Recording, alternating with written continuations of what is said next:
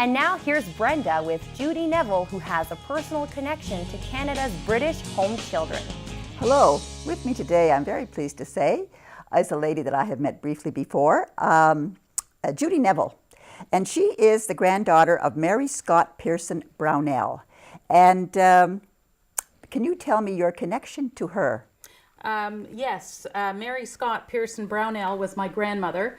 I didn't know any of my grandmothers or grandfathers. They had all passed before my parents got married. But Mary Scott Pearson, I discovered through one of my older siblings, had been an orphan child sent to Canada from Scotland. And when I heard about this a little over 10 years ago, I was absolutely devastated. Not just for this little 13, almost 14-year-old girl being sent to Canada, but I found out at that time that there were over 100,000 British home children sent here to Canada, mainly to be indentured or contracted out to work on farms or in rural communities. These children, some of them were orphaned, some of them were abandoned, some of them were just from families that were destitute and needed a little bit of help. Yes. And over 8 decades, these children were sent here to Canada. And it's a story that was never written into our Canadian history. No. The fibers of our Canadian fabric. And I just feel, not only for my grandmother's sake, but for all of those children, this story deserves to be talked about. Can you tell me why the children, the people that come over here, the British home children, didn't want to talk about it? Was it because they, I don't know, they didn't want to bring up maybe memories that weren't most pleasant, or? Well, one of the main reasons I believe that the children didn't talk about it was the fact that society here in Canada were saying horrible things about these children. You can read original newspaper accounts. You can go into the provincial and federal government of the time and read about some of the things that intelligent, well-versed people were saying about people such as my grandmother being gutter snipes, street Arabs, trash. These children, even if they couldn't read, many of them would have seen an illustration in a child's book or in a newspaper. An illustration that was done by artist George Cruikshank. And he did this illustration called The Gutter Kids, or Gutter Children, sorry, The Gutter Children. And it was published in 1869. That was the year they started sending these children here to Canada, from 1869 to 1948. So if these kids couldn't read, they could see a picture of what most Canadians might have thought they were. So their Just reputation had trash. preceded them, they felt. Absolutely. Absolutely.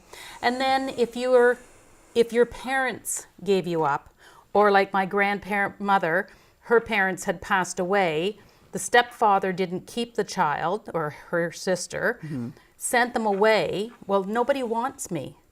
Now my orphanage doesn't want me. My country, for grandmother it was Scotland, didn't want me.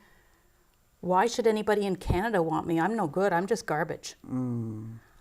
We now in 2018 know what it's like for separation anxiety and all these other disorders. Those children didn't have much support. Well, and you know, and it was so nice that your brother Jim, I know you've been working with along with Jim, but can you tell me about how that got passed in the provincial government? Okay, yes, we were very fortunate that my brother Jim Brownell at the time was our local MPP, and he had the opportunity to put forward, as all MPPs do, private members' bills.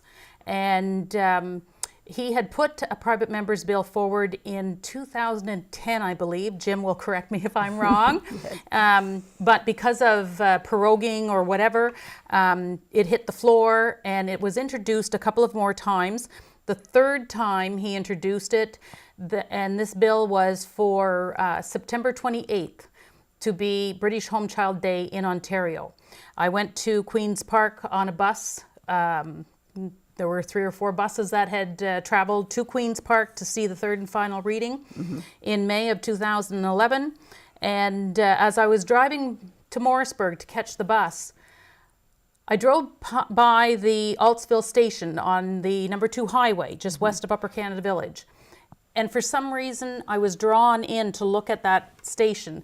And it was like so many children standing on the platform saying, go, Go. tell my story, Yes, tell so- my story. And when I was sitting in the gallery at the legislature, all I could think was, if this passes, I'm going back to Brownell's riding, whether he's my brother or not. And I am going to make sure something is done September 28th, the first British Home Child Day in Ontario in Brownell's riding. Not only to give my grandmother a voice, but to give a voice to all those children. Well, Judy, I want to thank you for coming in and telling us more about the history of the British Home Child.